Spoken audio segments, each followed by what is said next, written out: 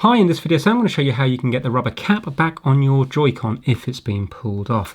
Now most people will just put it back on. You can see you have a little notch here, 12, 6, 3 and 9, and that will line up the middle ones, but it will be bumpy. So that's back on now, but you can see that this is a proper one here, all nice. This one's all bumpy and horrible, and also it's just going to come off very easily again.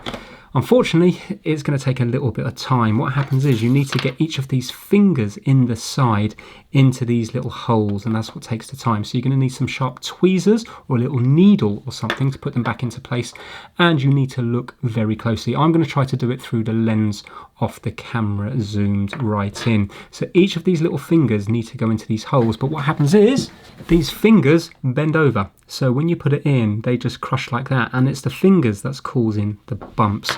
So we need to line it up with that bit at the top. Doesn't matter which way round you go, but we just need to make sure that it's at the top there, like so. So you can see it's all bumpy, but bit by bit we will get that into place. So if I go here, you will hopefully see that if I get one of the fingers, you see this is where it should go. Can you see just here? It should go in there, but you can see that that's empty at the moment.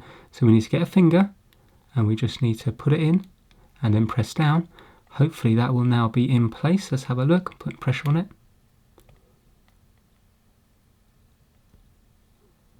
It's much easier to do through the eye loop than through the actual camera. Did that go in? There. Can you see now? The hole's filled up. So now we need to move to the next one while keeping pressure down on the one we've just done. It is fiddly. It will take you about 5 to 10 minutes, but you will get it done. So now let's move to the next one. Has that one gone in already? I think that one might be in already. Yeah, that one's in. You can see that that's filled up there. Let's move around to the next one. Obviously you have your Nintendo Switch off when you're doing this. Right, so this is not lined up. So get that in and put it into that hole. There we go. Can you see it's gone into the hole now? Let me shine some extra light so you can see. There, you can see the hole's filled up, but you can see the next hole is empty. Look at the difference between that one and that one there. So now let's do that one. Putting pressure on again with my thumb.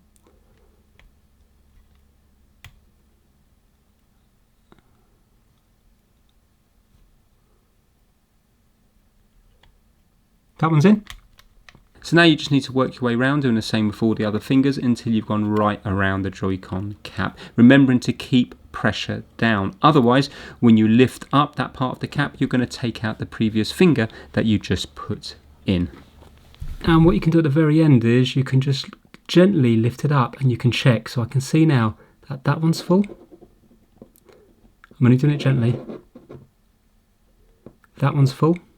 And you can work your way around, make sure they're all full. So now, let's press that all into place and see what it looks like. Well, there you go. You can see now that there's not a huge amount of difference between this intact one and the one we've just put back on. And now, because all the fingers are in, it's not going to keep rotating round and becoming looser. Hopefully, unless somebody picks it off, then that should stay on now. So that's it, fiddly, but is possible. Thanks for watching.